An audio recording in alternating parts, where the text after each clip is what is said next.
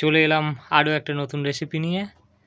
আজকে তোমাদের দেখাবো কিভাবে খুব চটজলদি ডিমের কারি করা যায়। তো ডিমের কারি রেসিপি নিয়ে চলে এলাম আমরা। তার জন্য আমরা প্রথমে নিয়েছি 5টা ডিম নিয়েছি, এটাকে সিদ্ধ করে আর ডিমের গাগুলোকে একটু চিড়ে চিড়ে দিয়েছি। আচ্ছা, এখানে 2টো মিডিয়াম সাইজ পেঁয়াজ নিয়েছি কুচিয়ে, আর একটা টমেটো, 4-5টা কাঁচা লঙ্কা আমরা নিয়েছি। আচ্ছা, আর এখানে নিয়েছি আমরা আদা রসুন বাটা, পরিমাণ দেখতেই পাচ্ছ। আচ্ছা, এবারে মশলা দেখিয়ে দিচ্ছি একেবারে কী কী উপকরণ লাগবে মশলার জন্য। মশলার জন্য এখানে নিয়ে নিয়েছি, এখানে 1 চামচ লঙ্কার গুঁড়ো আছে, 1 চামচ হলুদ গুঁড়ো আছে, আর 1 চামচ ধনে গুঁড়ো আছে, 1 চামচ জিরে গুঁড়ো আছে, আর এটা কি মা? গোলমরিচ গুঁড়ো আছে এখানে 1 চামচ, 2-4টে তেজপাতা আছে, এলাইচি আছে, 2টো এলাইচি আছে এখানে, গোটা জিরে আছে এখানে। আচ্ছা, আর লবঙ্গ আছে একটা, আর 2টো কাঠ আছে, দারচিনি কাঠ আছে এখানে। তো এই হলো মশলা। তো এবার চলে যাব আমরা সরাসরি কড়াইতে। আমরা ওভেনটা জ্বালিয়ে দিয়েছি, এবার কড়াইটা গরম হওয়ার অপেক্ষা করছি। কড়াইটা গরম হয়ে গেলে তেলটা আমরা ঢেলে দেবো।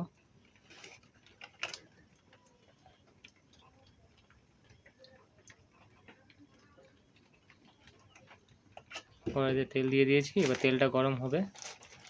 এবার সামান্য একটু লবণ আর একটু হলুদ দিয়ে দিলাম, দিয়ে তেলের উপরেই দিয়ে দিলাম। এবার আমরা ডিমটাকে ভেজে নেব, এই তেলের মধ্যে আমরা ডিমটাকে ভেজে নেব।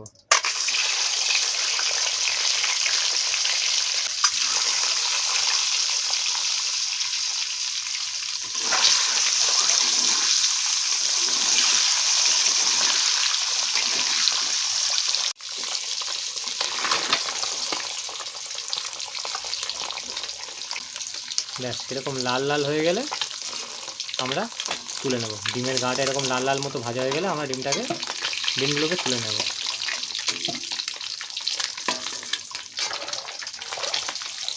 খুব সহজেই হয়ে যাবে, খুব তাড়াতাড়ি হয়ে যাবে, চটজলদি হয়ে যাবে রেসিপি। এবার এই তেলের মধ্যেই আমরা দিয়ে দেবো সামান্য একটু চিনি, খুব সামান্য একটু চিনি দিয়ে দিলাম। এবার আমরা দিয়ে দিলাম গোটা জিরেটাকে দিয়ে দিলাম ফোড়নে, গরম মশলা, তেজপাতা পরপর দিয়ে দিলাম আমরা। এবার এর উপরে আমরা পেঁয়াজ দিয়ে দেবো।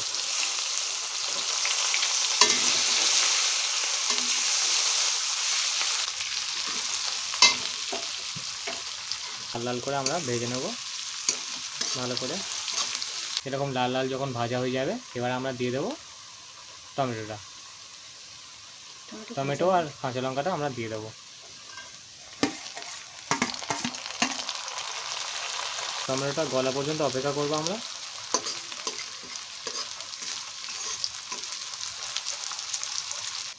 টমেটো পেঁয়াজ গলে গিয়েছে একদম। এবার আমরা রসুনটা দিয়ে দেবো, দিয়ে আমরা একটু 2 মিনিট নাড়াবো।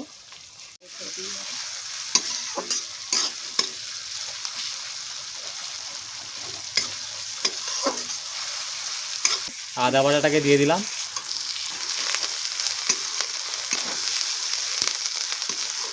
এবার আমরা সব মশলাগুলোকে দিয়ে দিলাম একসাথে, দিয়ে সামান্য একটু জল দিলাম যাতে মশলাটা ভালো কষা যায়। একটু অল্প করে জল দিলাম, দিয়ে এবার মশলাটাকে আমরা কষবো কিছুক্ষণ। আচ্ছা, লবণটা বলে দিই, তেলের মধ্যে আমরা যখন প্রথমে ডিমটা ভেজেছিলাম তখন লবণ দিয়েছিলাম, তো সেই জন্য লবণ আমরা এখন দিলাম না। পরে যখন জল দেব, যদি প্রয়োজন হয় একটু দেখে নিয়ে লবণটা দেব।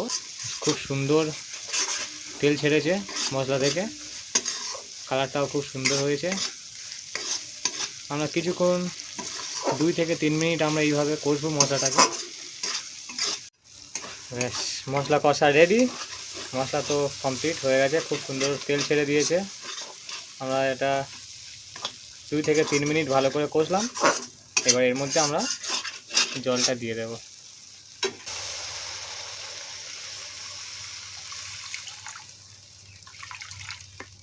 আমরা এখানে 1.5 কাপ মতো জল দিয়েছি, কারণ আমরা গ্রেভিটা একটু মাখা মাখা করতে চাইছি।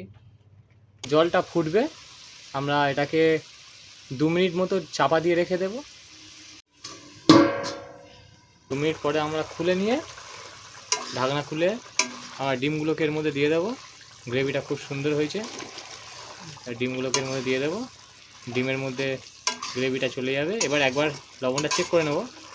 চেক করে নিয়ে যদি লবণের প্রয়োজন হয় তো এর মতো একটু লবণ আমরা দিয়ে দেবো। গোলমরিচের একটু গুঁড়ো দিয়ে দিলাম আমরা, আর আমরা লবণ আরেকটু দিয়ে দিলাম।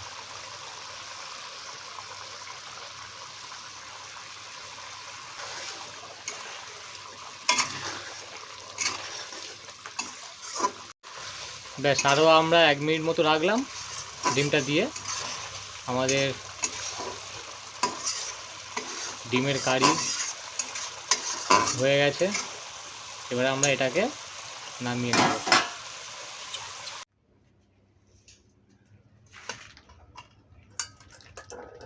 ও, আমাদের ডিম কারি রেডি। দারুণ একটা রেসিপি, খুব তাড়াতাড়ি করে নেওয়া যাবে, খুব সহজেই করে নেওয়া যাবে। চটপট একটা ডিমের কারি রেসিপি। তো কেমন লাগছে কমেন্টে জানাও।